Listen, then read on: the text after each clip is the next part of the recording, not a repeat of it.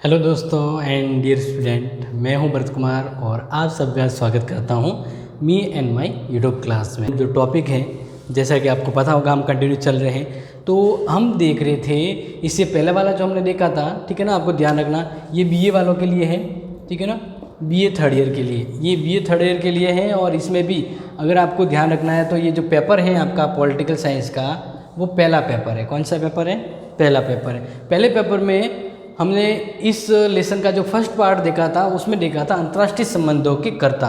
अंतर्राष्ट्रीय संबंध है, उनको बनाने के लिए कर्ता के रूप में कौन होता है। तो जिसका आपको, अगर आपने पिछला वीडियो नहीं देखा तो ज़रूर देख लें, ताकि समझ में आएगा कि इंटरनेशनल रिलेशनशिप्स जो बनते हैं, समझौते शांति के लिए, जो अंतर्राष्ट्रीय स्तर पर जो भी चीज़ें घटनाक्रम होता है, उसके अभिकर्ता कौन है। ठीक है, तो वो हमने पिछली वीडियो में पढ़ा था। आज हम पढ़ेंगे राज्येतर या अंतर्राष्ट्रीय कर्ता कौन है, उसके प्रकारों को हमने यहाँ पे पहले ही नोट कर लिया है, ताकि आप इसका स्क्रीनशॉट लें और नोट भी कर लें। ठीक है, तो इस आज के टॉपिक के हम बता रहे हैं आपसे कि राज्येतर यानी मेन जो अंतर्राष्ट्रीय संबंध बनाने वाला होता है, मेन जो रोल होता है अंतर्राष्ट्रीय संबंधों को गढ़ने और बुनने में, वो होता है राज्य। लेकिन आज की कंडीशन देखें तो अंतर्राष्ट्रीय संबंधों की कर्ता के तौर पे, एक्टर के तौर पे सिर्फ राज्य अकेला नहीं है जो अंतर्राष्ट्रीय संबंधों को बनाता है। काफ़ी ऐसे राज्य के अलावा भी चीज़ें हैं, संस्था हैं, और यहाँ पे जो हम डिटेल से देखने वाले वो जो अंतर्राष्ट्रीय संबंधों को बनाते हैं, उनके संबंधों को बनाते, बिगड़ते और वृद्धि करते हैं। तो हम यही देख रहे हैं, राज्येतर यानी राज्य के अलावा ऐसे कौन कौन से कर्ता है जो अंतर्राष्ट्रीय संबंधों के अंदर महत्वपूर्ण उनका योगदान है, वो हम यहाँ पे देख रहे हैं। तो इनके प्रकार हैं जो यहाँ पे हम बारीकी से चर्चा करेंगे। फिलहाल आपको मैं चीज़ समझा देता हूँ, वो ध्यान रखना है कि लगभग विश्व में अगर देखें तो लगभग 33% जो इंटरनल रिलेशनशिप जो होते हैं अंतर्राष्ट्रीय स्तर पर, वो राज्येतर होता है। क्या होता है? राज्येतर। समझ में आ रहा ना? यानी राज्य के अलावा जो समूह संगठन है वो अंतर्राष्ट्रीय संबंधों का लगभग 33% हिस्सा है। कितना? 33%। और दूसरी बात ध्यान रखें, जैसे यहाँ पे बताया गया है कि समस्त अंतर्राष्ट्रीय क्रियाशीलता का करीब 50% से भी अधिक भाग गैर राज्यकर्ताओं के द्वारा होता है। यानी राज्य के अंदर गैर राज्यकर्ता, इसको अंतर्गत तो 50% वर्ल्ड लेवल पर इनका तालमेल रहता है। यानी जो अंतर्राष्ट्रीय रिलेशनशिप जो बनते हैं उसमें भागीदारी के तौर पे अगर देखें तो गैर राज्यकर्ता या राज्येतर संस्थाएं काफ़ी आगे हैं।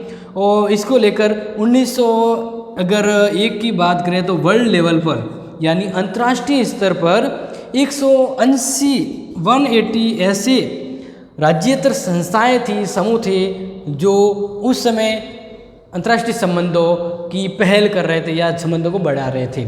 वर्तमान की बात करें, जैसे कि 1975 की आसपास की बात करें तो 2500 के आसपास ऐसे अंतर्राष्ट्रीय संस्थाएं, गैर सरकारी संगठन या समूह थे जो अंतर्राष्ट्रीय संबंधों को बढ़ावा दे रहे थे, उनका योगदान था। लेकिन वर्तमान में तो इसकी काउंटिंग ही नहीं है कि इंटरनेशनल रिलेशनशिप, अंतर्राष्ट्रीय संबंधों के रोल कर्ता कौन है, कौन अंतर्राष्ट्रीय संबंधों को बनाता है।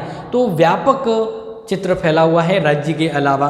ठीक है, तो हम यहाँ पे कुछ पॉइंटों के साथ डिस्कस कर रहे हैं। ये ऐसे प्रकार बताए हैं जिससे आप समझ पाए कि कौन कौन से अभिकर्ता या कर्ता हैं जो अंतर्राष्ट्रीय संबंधों का तालमेल बनाए रखते हैं या अंतर्राष्ट्रीय संबंधों को बनाते भी हैं, बिगाड़ते भी हैं। तो पहला हम देखें इसके प्रकारों में, तो बहुराष्ट्रीय निगम यानी वे निगम, निकाय, संस्थाएं जो एक राज्य के अलावा सिर्फ एक ही देश में ना होकर बहुत सारे देशों में होते हैं। ठीक है ना? और इनके बहुउद्देश्य होते हैं, सिर्फ एक ही उद्देश्य न होकर बहुउद्देश्य होते हैं, और एक ही देश में न होकर विभिन्न देशों में इनका कारोबार फैला होता है। तो जब एक कंपनी बहुत सारे देशों में फैली होती है तो वह खुद ब खुद अंतर्राष्ट्रीय संबंधों का निर्धारण, मतलब अंतर्राष्ट्रीय संबंधों को गढ़ने में, अंतर्राष्ट्रीय संबंधों को बढ़ाने में योगदान देती है। जैसे मैंने कुछ एक एग्जाम्पल लिखा, Shell company, Coca Cola, General Motors, Intel, Nestle, ये वे एग्जाम्पल हैं जो आप डेली रूटीन में कहीं ना कहीं देखते होंगे, जानते होंगे। तो ये इंटरनेशनल कंपनियां हैं, निगम हैं जो अंतर्राष्ट्रीय संबंधों को बढ़ाती हैं, अंतर्राष्ट्रीय संबंधों अपने अपनी हिस्सेदारी देती है, या ये भी एक रोल है। जैसे एक मूवी के अंदर हम समझ गए कि अंतर्राष्ट्रीय इंटरनेशनल रिलेशनशिप्स के अंदर मूवी बना रहे तो कौन उसके करेक्टर होंगे, तो जैसे ये करेक्टर हो सकते हैं, इसके रोलर हो सकते हैं, ठीक है ना, ये आप ध्यान रखें। फिर दूसरी हम बात करें, गैर सरकारी संगठन भी अंतर्राष्ट्रीय संबंधों के कर्ता के तौर पे जाने जाते हैं। अब ध्यान रखना, गैर सरकारी संगठन यानी जो सरकारी नहीं है, जो सरकारी नहीं है, यानी एनजीओ। पता होगा, आपने देखा होगा, आपके आसपास भी काफ़ी लोग एनजीओ में काम करते होंगे। और एनजीओ जो है वह नॉन प्रॉफिटेबल एजेंसी होती है, संस्था होती है जो गैर लाभ के तौर पे काम करते हैं। उनका उद्देश्य लाभ कमाना नहीं होता है, उनका उद्देश्य लाभ कमाना नहीं होता है, वह सेवा और हो सकता है किसी राष्ट्र हित को लेकर काम करते हो। जैसे बात करें फ्रीडम हाउस अमेरिका में, इंग्लैंड में, पॉपुलेशन कंसर्न्स, ऐसे काफ़ी हैं। अपने भारत में भी बात करें हैं काफ़ी ऐसे। तो ये जो एनजीओ हैं वो वर्ल्ड लेवल पे है। और यहाँ पे देखा होगा जैसे अमेरिका की एक अंतर्राष्ट्रीय संगठन आया, वो यहाँ पे काम कर रहा है, यहाँ पे कुएं की सफाई या नहरों की सफाई कर रहा है, ऐसे काफ़ी आपने देखे होंगे। हाँ बिल्कुल, तो वे नॉन प्रॉफिटेबल होते हैं और अंतर्राष्ट्रीय स्तर पर अपना कहते हैं कि सहयोग देना चाहते हैं वर्ल्ड को अच्छा करने में, राष्ट्र हित में, या उनके जो उद्देश्य हैं इस अकॉर्डिंग वो अंतर्राष्ट्रीय स्तर पर ये काम करते हैं। तो इस तरह से वे इंटरनेशनल रिलेशनशिप्स को बनाते हैं। तो काफ़ी गैर सरकारी संगठन हैं, एनजीओ हैं जो अंतर्राष्ट्रीय संबंधों के लिए नई रूपरेखा बनाते हैं, या कुछ सरकारी संस्था हैं वो इस अकॉर्डिंग नियम बनाती हैं। या दो देशों के मध्य विदेशी नीति बनानी है, दो देशों के मध्य विदेशी नीति बनानी है, तो वो ये भी ध्यान रखती है कि मेरी कंपनी कहाँ काम कर रही है, मेरी एजेंसियाँ कहाँ पे हैं, अगर मैं ये नीति बना रहा हूँ तो क्या मेरी जो कंपनियाँ हैं मेरे देश की वो नुकसान में तो नहीं। तो इस तरह से दो देश आपस में प्रकृति, ये नेचर के तौर पर इनका नेचर भी होता है कि ये जो कंपनियाँ, ये जो प्रकार है इसके, वो भी निर्धारित करते हैं कि अंतर्राष्ट्रीय संबंध कैसे होगा। फिर बात करें अंतर सरकारी संगठन यानी वर्ल्ड लेवल पर सरकारी संगठन, वर्ल्ड लेवल पर जिनको सरकार ने मान्यता दी है, जिनको वर्ल्ड लेवल पर सरकार ने मान्यता दी है, तो वो हो गया अंतर सरकारी संगठन। जैसे UNO, United Nation of Organization यानी संयुक्त राष्ट्र संघ, वर्ल्ड ट्रेड ऑर्गेनाइजेशन, यूनेस्को, ऐसे और भी काफ़ी हैं। तो जैसे आपने देखा होगा कि 2008 में इसको यूनेस्को की विरासत सूची में शामिल कर दिया, इसको विश्व धरोहर सूची माना गया। तो इस तरह से हाँ, जो आपको पता लगा यही वो कंपनी है या यही वर्ल्ड व्यापार वगैरह, तो ये जो ऑर्गेनाइजेशन है जिनको सरकारी दर्जा भी दिया गया है, ये वर्ल्ड लेवल पर अपने जो उद्देश्य है उसको पूरा करती है। जैसे यूनेस्को है, ये विश्व की जितनी भी विख्यात जो विरासत है इनको सजोती है, उनको संरक्षण प्रदान करती है। तो इस तरह से ये संस्कृति का एक दूसरे के दौरान आदान प्रदान करती है, यानी संबंधों या अंतर्राष्ट्रीय संबंधों को और अच्छा बनाती है, एक दो देशों के मध्य संबंधों को अच्छा बनाती है। विश्व के मध्य जो भी घटनाक्रम होता है तो इसके लिए विश्व संसद के तौर पर जाना जाता है यूएनओ, जो विश्व की विभिन्न देशों की संबंधों को बनाती है। अंतर्राष्ट्रीय व्यापार, तो ये जो संस्थाएं हैं वो कहीं ना कहीं अंतर्राष्ट्रीय संबंधों के बनाने में इनका योगदान रहता है। फिर है अंतर्राष्ट्रीय स्तर पर गैर सरकारी संगठन। अंतर्राष्ट्रीय स्तर पर अंतर्राष्ट्रीय, एक तो क्या होता है कि एनजीओ जो खुद छोटे से देश में भी हो सकते हैं, जो बाहर समझौते होते हैं, लेकिन एक जैसे इसके अपोजिट अंतर्राष्ट्रीय गैर सरकारी संगठन अंतर्राष्ट्रीय स्तर पर है लेकिन सरकारी संगठन नहीं है। जैसे amnesty, green peas, red cross, ये जो इनका उद्देश्य, जैसे रेड क्रॉस है, आपने देखा होगा रेड क्रॉस बनाया होता है, ये एक आज़ादी की मिसाल की तरह काम करती है। ग्रीन पीस शांति समझौते को लेकर या विश्व में शांति व्यवस्था बनाए रखने को लेकर ये प्रयास करती है। तो विश्व के लिए जब प्रयास करेगी तो इसका प्रयास संबंधों को भी बनाएगा, आपको ये पता होगा। एमनेस्टी बिना जो वर्ल्ड लेवल पर ये इसका काफ़ी हित और योगदान रहता है। तो ये जो है वो अंतर्राष्ट्रीय गैर सरकारी संगठन है जो अंतर्राष्ट्रीय संबंधों के लिए या इनके कर्ता के तौर पर काम करती है।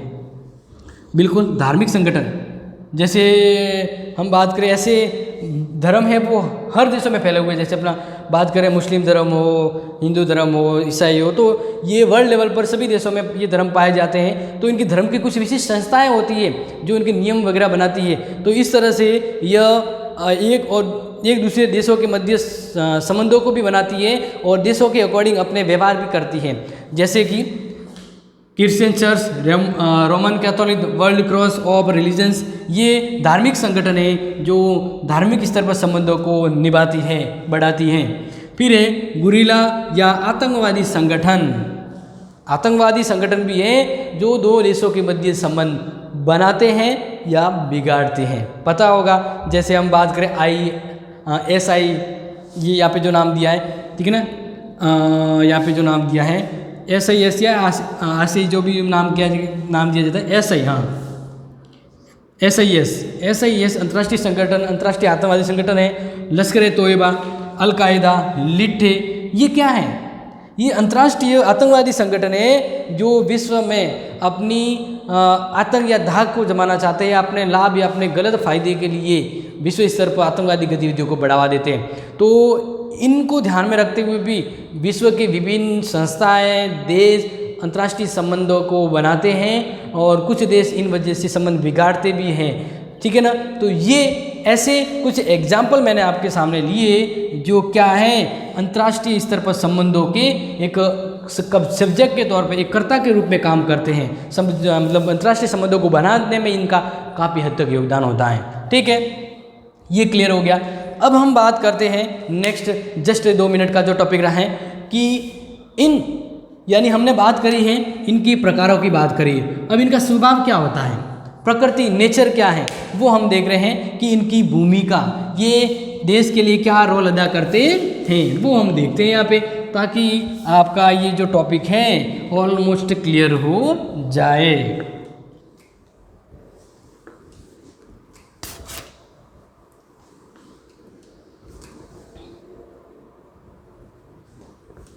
तो आगे बढ़ते हैं, हम देखते हैं ये जो जितने भी अंतर्राष्ट्रीय स्तर पर गैर राज्येतर अभिकर्ता है जो संबंधों का निर्धारण करते हैं, इनकी क्या भूमिका है या ये क्या रोल अदा करते हैं।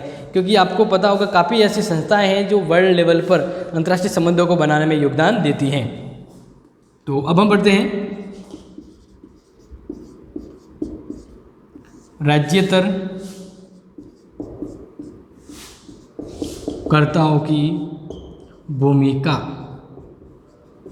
या कहेंगे रोल, ये इनका कितना हद तक रोल रहता है विश्व की राजनीति के संदर्भ में, वो हम देखते हैं। जैसे कि आपको पता होगा राज्यकर्ताओं के कंधों पर टिकी अंतर्राष्ट्रीय व्यवस्था को प्रभावित करती है, यानी अंतर्राष्ट्रीय संबंध है वह कहीं ना कहीं इनके कंधों पर भी टिका होता है। ये भी अंतर्राष्ट्रीय संबंधों को आगे बढ़ाते हैं और राज्येतरकर्ताओं ने संप्रभुता तथा राष्ट्रवाद की समस्त अवधारणाओं को ही बदल दिया है। बिल्कुल, ये जो है इन्होंने संप्रभुता जैसी जो बात आती है, संप्रभुता जो एक राज्य, एक राष्ट्र में निवास करती है, संप्रभुता जो एक राष्ट्र में निवास करती है, ये बात आती है कि संप्रभुता एक राष्ट्र के लिए सबसे ज़रूरी है। लेकिन राज्येतरकर्ताओं ने संप्रभुता को एक अलग रूप में पेश किया है, एक शब्दावली अलग हो गई है, ठीक है ना। और जैसे कि हम बात करें, इन्होंने राष्ट्रवाद जैसी जो विचारधारा थी उसमें भी काफ़ी बदलाव दिया है, क्योंकि अंतर्राष्ट्रीय संबंध जब बनाते हैं तो इन्होंने इन जो परंपरागत विचारधारा इसमें काफ़ी बदलाव कर दिया गया है। आज राष्ट्र की नीतियाँ, आज जैसे हम देखते हैं दो देशों के बीच अगर अंतर्राष्ट्रीय संबंध या हम कहें विदेश नीति बनानी है, क्या बनानी है, विदेश नीति बनानी है, या संधि समझौते होते हैं, या कोई भी निर्णय करना है, या कोई कार्य निर्णय करना है, ठीक है ना, या कोई कार्य वगैरह, तो इन कामों में इनका योगदान है। अब जैसे मान लीजिए भारत अपने विदेश नीति बना रहा है, तो इसलिए वो ध्यान रखेगा कि हमारा WTO के अंतर्गत कितनी हिस्सेदारी है, या फिर जो UNO है उसमें हमारा प्रतिनिधित्व कैसा है, उस अकॉर्डिंग वो नीति बनाता है, उस अकॉर्डिंग वो कार्य करता है, ठीक है ना। और ये उसके संबंधों को बनाते हैं। एक अगर देश से अगर अच्छी संबंध बनाता है अंतर्राष्ट्रीय स्तर पर, तो उसकी एक अच्छी छवि बनती है, एक अच्छी उसकी साख बनती है। तो कहीं ना कहीं हम अगर कहें तो ये जो राज्येतर जो करता है, ये काफ़ी हद तक विदेश नीति को बनाने के लिए एक जिम्मेदारी तौर पे काम भी करते हैं। आगे हम पढ़ते हैं इसकी कुछ और बातें।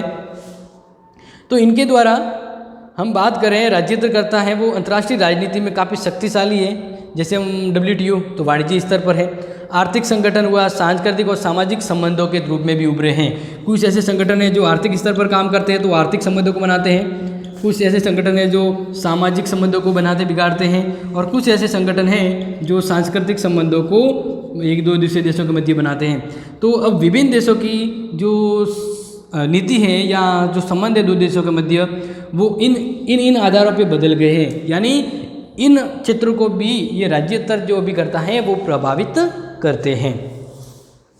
नेक्स्ट बात करें, राज्यतंत्रकर्ताओं ने न केवल विद्यमान राष्ट्र व्यवस्था को प्रभावित किया है अपितु अंतर्राष्ट्रीय संबंधों में वर्ल्ड लेवल पर भी राष्ट्रीय राज्यों की भूमिका में जबरदस्त परिवर्तन किया है। अनेक अंतर्राष्ट्रीय संगठन अंत निर्भरता की दिशा में इस गति से आगे बढ़े हैं कि कुछ क्षेत्रों में उन्होंने राष्ट्र राज्यों की भूमिका गौण कर दी है। कुछ तो ऐसे संगठन राज्यतर संगठन हैं करता हैं जो एक राज्य से भी महत्वपूर्ण होते हैं। जैसे हम बात करें जनरल मोटर, एप्पल, ऐसे कुछ 2-3 संगठन अमेरिका के, उनकी आमदनी भारत की आमदनी के बराबर है। कुछ छोटे मतलब कुछ फेमस संगठन जैसे एप्पल है, जनरल मोटर है, ये अमेरिका के कुछ प्रभावशाली संगठन है। तो ये 3-4 माह के अमेरिका के जो है इनकी अर्निंग है वो भारत की अर्निंग के बराबर है। तो इस तरह से संबंधों को काफ़ी हद तक ये प्रभावित करते हैं। और इसके अलावा जैसे आपको पता है अंतर्राष्ट्रीय स्तर पर जो आतंकवादी संगठन है वो तो वर्ल्ड की नीति को ही बदल देते हैं, अंतर्राष्ट्रीय संबंध को पूरी तरह बदल देते हैं और दो देशों के मध्य पूरे संबंधों को ख़त्म या बना सकते हैं। तो ये काफ़ी हद तक इनके आधार पे अंतर्राष्ट्रीय संबंध है वो बढ़ते हैं और काफ़ी हद तक विकसित भी होते हैं और समाप्त भी होते हैं। अगर फाइनली हम देखें और संक्षेप में कहें तो राज्यतंत्रकर्ता अंतर्राष्ट्रीय राजनीति व्यवस्था में राज्यकर्ताओं से भी अधिक सक्रिय हैं, यानी जितने राज्य एक्टिव नहीं होते ना अंतर्राष्ट्रीय स्तर पर उतने तो ये राज्य के अलावा जो संगठन है वो अंतर्राष्ट्रीय स्तर पर काफ़ी संगठित तो, मतलब सक्रिय होते हैं और योगदान देते हैं अंतर्राष्ट्रीय संबंधों को बनाने में।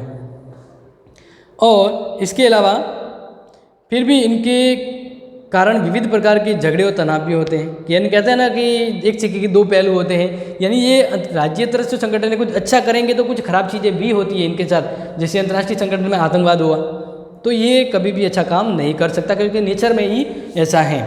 तो बहुराष्ट्रीय निगम के स्वरूप वाले कर्ता नव उपनिवेश लाने वाले अभिकरण के रूप में भी काम करे। बिल्कुल जैसे ब्रिटेन भारत में उपनिवेश के तौर पे आया था और कब्जा किया था, तो वैसे ही बाहरी जो कंपनियां हैं कहीं ना कहीं वे एक उपनिवेशवाद की व्याख्या करें, नई उपनिवेशवाद की, और वह एक दूसरे देश को काफ़ी हद तक प्रभावित भी करती हैं। अंतर्राष्ट्रीय स्तर पर हम देखें तो इन्होंने अंतर्राष्ट्रीय संबंधों को समझने में, यानी ये जो संगठन संस्थाएं हैं राज्य के अलावा ये काफ़ी हद तक अंतर्राष्ट्रीय संबंधों को व्याख्या करने में, उनको समझने में सहयोग देती हैं और बदलाव में भी योगदान देती है। गैर राज्यकर्ताओं की बढ़ती गतिविधियों के कारण विभिन्न देशों के नागरिकों में आपसी संबंध भी विकसित हुए हैं। आज लोगों के साथ संबंध काफ़ी घनिष्ठ होते जा रहे हैं वर्ल्ड लेवल पर। तो ये अंतर्राष्ट्रीय संबंधों के योगदान में, उसके क्रियान्वयन में, उसके सफल में, उसके बिगाड़ने में भी इनका योगदान रहता है। तो आई होप मेरे सभी प्यारे जो विद्यार्थी और फ्रेंड्स हैं आपको समझ में आया होगा कि ये कितना इम्पोर्टेंट टॉपिक था और इसमें कितना इम्पोर्टेंट चीज़ आपने ग्रहण की है। कुछ डाउट या कन्फ्यूजन है